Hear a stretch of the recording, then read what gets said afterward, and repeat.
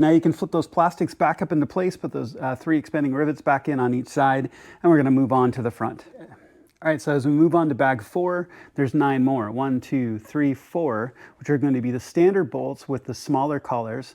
1, 2, 3, 4, 5. You'll notice in that 4th bag, you're going to have some larger washers, that essentially colored washers that go underneath the smaller collars. Make sure to use those here all across the nose, these 5, because they need a little bit wider space to hold on to the plastic. Okay, same T30s, pull all these out, replace these 5 and these 4.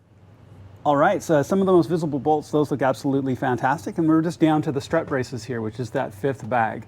You're going to need a 16mm socket on this end and an E14 reverse Torx on the other end. And I'd just say just do one at a time, right? So pull this bolt out, replace it, pull the other bolt out, replace it. But go ahead and do both sides. All 4 of those bolts are all going to be the same. So go ahead and get those set and you're almost done. All right, y'all, one last look here. I even like the bolts in the strut braces, which on the B58s I'm not a big fan of, but the bolts make them look actually really pretty darn good with the silver and blue. So all in all, this is a simple project. Well done. Go ahead and clean up and put your tools away. Good job.